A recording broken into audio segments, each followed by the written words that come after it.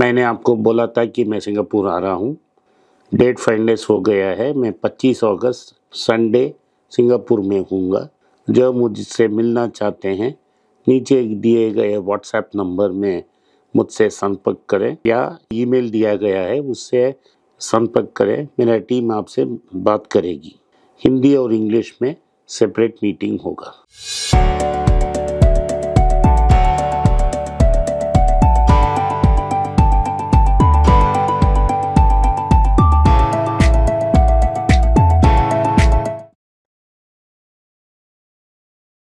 नमस्कार, फिर पैसा बोलता है में आपका स्वागत है। मैं आनंद श्रीनिवासन।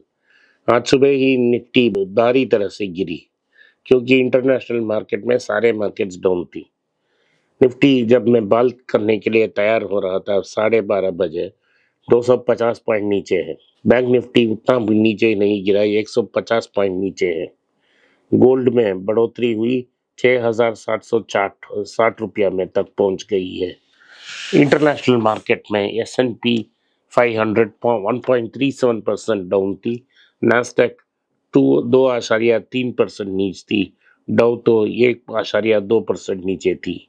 जापान में ही सबसे बड़ा बुरा हाल है। निफ्टी और टॉपेक्स लगभग 6% नीचे आ गई है। पिछले साल 4 साल में येन लगातार नीचे गिरता गया और एक समय वो 40% US डॉलर के अगेंस्ट नीचे था और 30% नीचे था अगेंस्ट यूरो।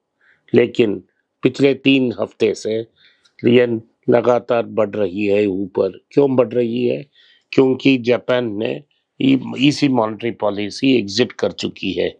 जो इंटरेस्ट रेट 0.1 में थी उसको बढ़कर 0.25 तक करा दिया गया है।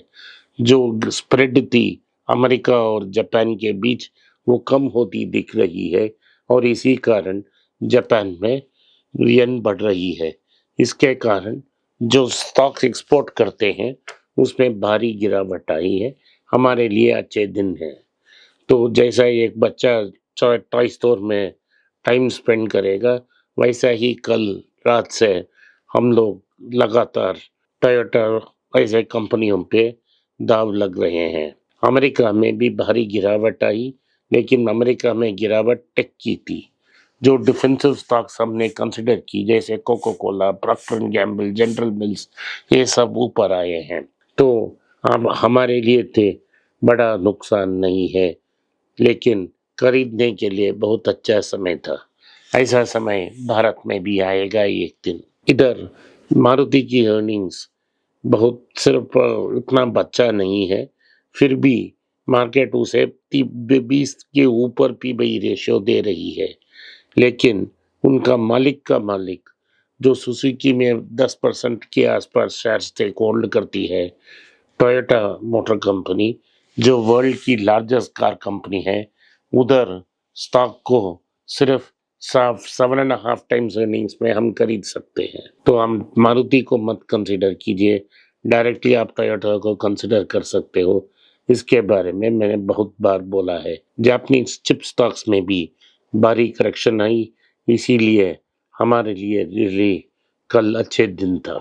तो आज स्टॉक मार्केट में लगभग 5 लाख करोड़ का मार्केट कैप वॉश आउट हो गया। उतना जो भी बेचा उसको नुकसान होगा। सेंसेक्स और निफ्टी पर 1% के ऊपर प्लंज हो चुकी है। सेल ऑफ ब्रॉड बेस है। मार्केट मिड कैप और स्मॉल कैप इंडेक्स लगभग 2% नीचे चल रही हैं। मार्केट कैप ओवरऑल जो है 45.7 लाख तक गिर गई है। 457 लाख तक पहुंच गई है। पीक में 462 लाख करोड़ थी। 5 लाख की गिरावट आई है और इससे बहुत अच्छा बुरा न्यूज़ है। जो मैन्युफैक्चरिंग PMI है वो भी 46.8 है। 50 इज एक्सपेंशन। तो भारत में मैन्युफैक्चरिंग भी कॉन्ट्रैक्ट हो रही है। टाटा मोटर्स की नेट प्रॉफिट 74% ऊपर गई है, 5,567 करोड़। रेवेन्यू 6% ऊपर गई है।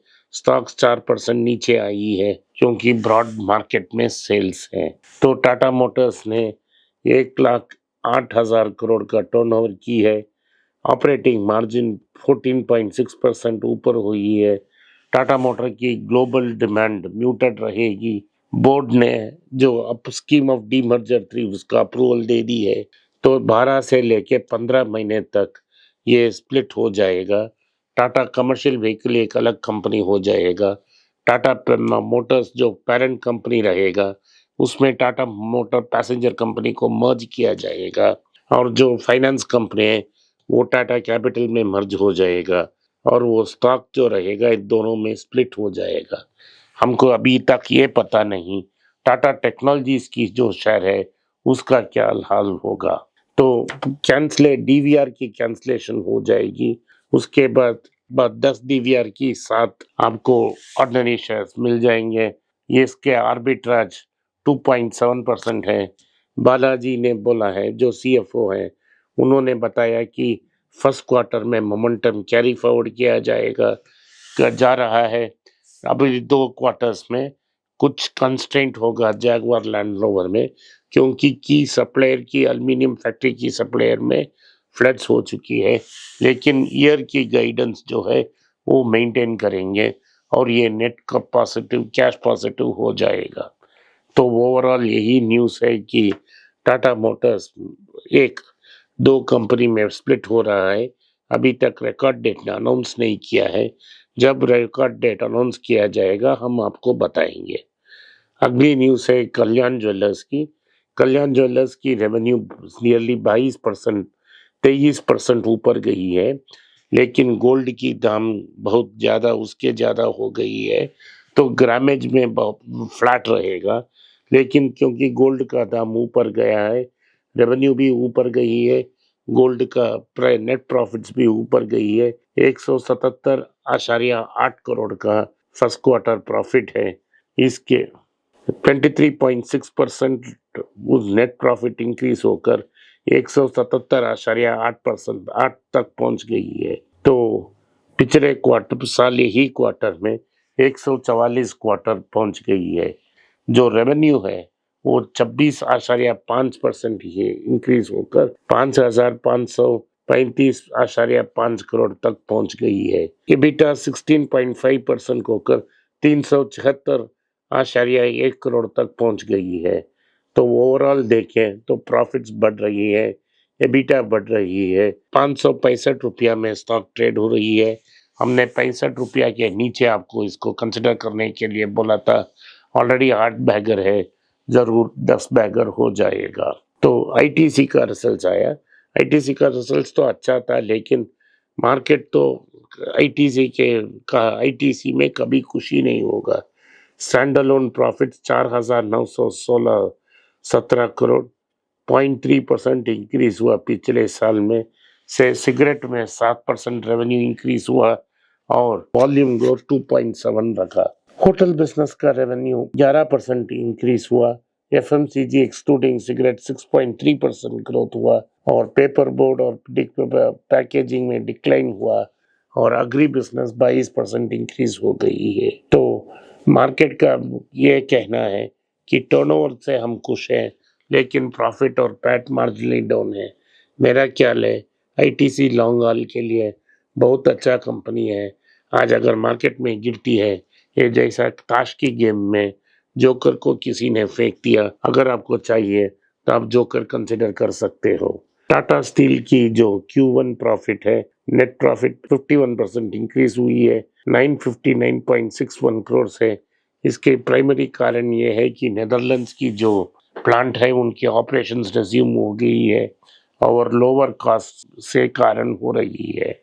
टोटल रेवेन्यू 54,771.39 करोड़ है। सो रेवेन्यू 6.7% डाउन है, लेकिन नेट प्रॉफिट 57% ऊपर है। तो अभी भी टाटा मोटर्स का सबसे बड़ा प्रॉब्लम ये होगा, जो सुप्रीम कोर्ट के सिंगल जज ने डिसीजन दिया है कि स्टेट्स को रॉयल्टी डालने का राइट्स है। तो ओडिशा में टाटा के पास 10 महीने हैं और लगभग 17,000 करोड़ का टैक्स लग सकता है। तो ये तो बैड न्यूज है, लेकिन कंपनी ने ये बोला है कि वो अपील जारी रखेंगे और टैक्स से बचाएंगे। और दूसरा न्यूज ये है कि इन्फोसिस पे जीएसटी न भरने के लिए 32,000 करोड़ का केस डाला है जीएसटी ने। गवर्नमेंट की बहुत करीबी है वो मोहनदास पाई, उन्होंने बताया कि ये टैक्स टेररिज्म है। हाँ, ये टैक्स टेररिज्म का केस है क्योंकि जो एक्सपोर्ट करती है उसमें जीएसटी नहीं लगती। तो इन्फोसिस ने कहता है कि वो जीएसटी का फुल पैसा पेमेंट कर दिया है और सेंट्रल रेगुलेशन से वो कम्प्लीटली कंप्लेंट है। अगर इन्फोसिस जैसा कंपनी पे ऐसा केस लग सकता है तो आप और तुमको क्या होगा? आप या मैं किस लहर में रह जाएंगे? हम पर कितना केस आ सकता है? और आखिरी में जो आईटी कंपनीज हैं उन्होंने ये डिसाइड किया है कि इस साल की जो सैलरी हाइक्स है उसको पोस्टपोन कर देंगे और सेकेंड हाफ तक पहुंच जाएगा। अभी इन्फ्लेशन बहुत बड़ा जारी है। तो अगर आपने आईटी कंपनीज जो लगभग 1 करोड़ को डायरेक्ट एम्प्लॉयमेंट और 4 करोड़ को इनडायरेक्ट एम्प्लॉयमेंट दे रही है, उस सेक्टर में ऐसा करेंगे तो मिडिल क्लास जो है ज़्यादा टैक्स पे करेगा और इस बढ़ती दाम से कैसे जूझेगा इसका कोई उत्तर नहीं है। ये डायरेक्ट एम्प्लॉयज़ को उतना अफेक्ट नहीं करेगा, लेकिन डायरेक्ट एम्प्लॉयज़ स्पेंड नहीं करेंगे और जो कॉन्ट्रैक्ट एम्प्लॉयज़ है, एक आदमी के लिए 4, उससे भी कमी करेगा इन आईटी कंपनीज में। जो ऑलरेडी दुर्दशा है हमारे देश में, जो बेरोजगारी का और अक्यूट हो के जा रहा है। आज के लिए इतना ही। आपने इस पॉडकास्ट को सुना, इसके लिए मैं आपका आभारी हूँ। हो सके तो इस वीडियो को लाइक कीजिए, चैनल को सब्सक्राइब कीजिए और बेल नोटिफिकेशन दबाएं। इस वीडियो को अपने दोस्त और रिश्तेदार के पास भेजें और उनको देखने की आग्रह करें। नमस्कार, धन्यवाद, जय हिंद।